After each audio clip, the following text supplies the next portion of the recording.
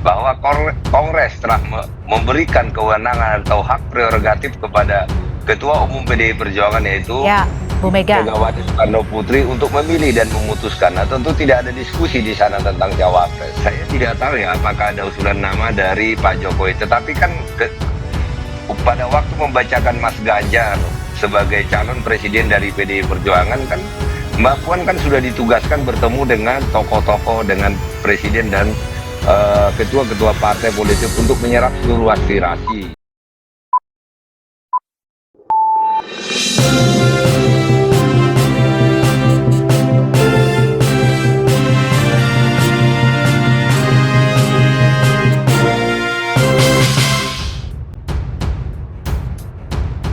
Pak Syukur, hari ini Rakernas PDI Perjuangan, ada Pak Jokowi, ada Bu Mega, ada Pak Ganjar. Ikut dibahas tidak kandidat cawapresnya siapa? Jadi pertama-tama hari ini kami rapat kerja nasional hingga hari Kamis ya. Nah, itu terkait dengan konsolidasi organisasi, strategi pemenangan dan target-target setiap wilayah. Dan bagaimana mensosialisasikan calon presiden yang telah diputuskan oleh partai. Nah, terkait dengan calon wakil presiden, nah ini kan berulang kali siapapun yang berbicara dari kader PDI Perjuangan itu bahasanya pasti sama, bahwa Kongres telah memberikan kewenangan atau hak prerogatif kepada Ketua Umum PDI Perjuangan, yaitu Ya, Bu Mega. Megawati Soekarno Putri, untuk memilih dan memutuskan. Nah, tentu tidak ada diskusi di sana tentang cawapres, tetapi kita lebih ke konsolidasi organisasi, konsolidasi pemenangan pemilu 2024, karena kita harus menang pileg dan menang pilpres lagi untuk hat-trick 3 kali berturut-turut. Tapi ada usulan nama tidak kalau dari Pak Jokowi sendiri?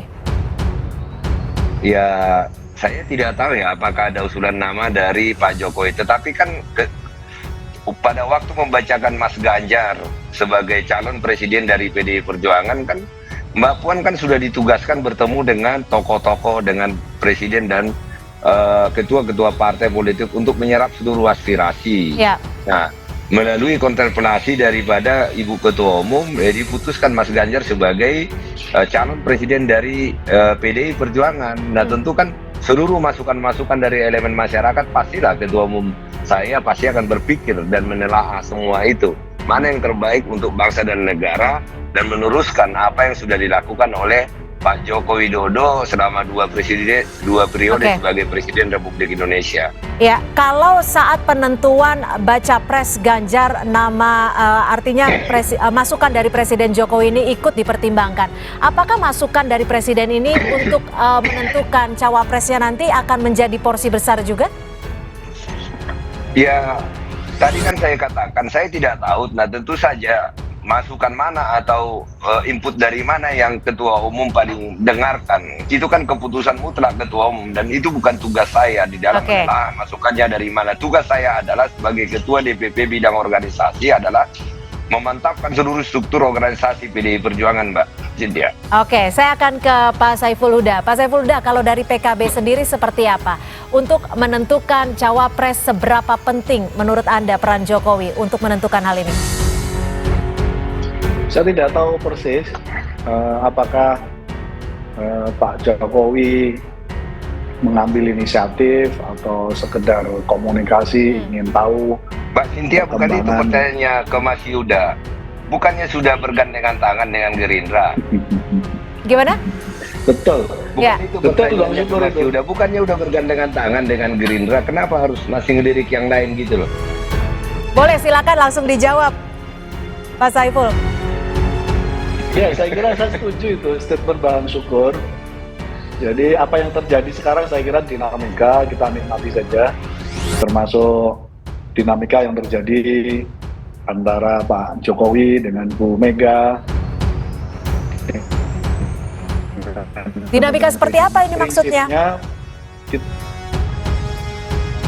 Ya, tadi disampaikan oleh Mbak Cynthia dan Bang Syukur, ada pintu mungkin diskusi dari pihak Pak Jokowi, dari pihak yang lain gitu. Itu sama sebenarnya yang terjadi di dinamikanya di semua partai koalisi kan. Tidak terpeduli misalnya di di Pak Anies, sekarang Demokrat juga sedang maksa supaya secepatnya dideklarasikan. Jadi sama saja sebenarnya. Nah, pada konteks ini saya kira saya setuju, ini dinamika yang suatu saat akan ketemu titik keseimbangannya dan semua akan mengambil garis mana yang pantas dan tidak pantas, mana yang harus terlibat dan mana yang tidak. Tapi gini Pak Saiful, saat ini kan PKB sudah berkoalisi dengan Gerindra dan memang sampai saat ini masih mengajukan nama Caimin. Apakah akan terus meminta nama Caimin untuk menjadi cawapresnya Pak Prabowo atau jika ada masukan lain akan seperti apa? Itu mandat muktamar, Mbak. Jadi PKB membangun koalisi dengan Gerindra untuk melaksanakan mandat muktamar PKB yang meminta Gus Imin masuk dalam Pilpres, baik sebagai presiden maupun wakil presiden. Jadi tidak ada opsi lain. Jadi harga pasti Gus Imin harus maju dalam Pilpres karena belum ada forum yang menegasi hasil muktamar PKB. Oke, jadi dan artinya itulah lalu kenapa di dalam piagam kesepakatan PKB dan Gerindra dipastikan di sana ada satu klausul butirnya yang menyatakan bahwa menyangkut soal pasangan capres cawapres sepenuhnya menjadi kewenangan Pak Prabowo dan Gus Imin.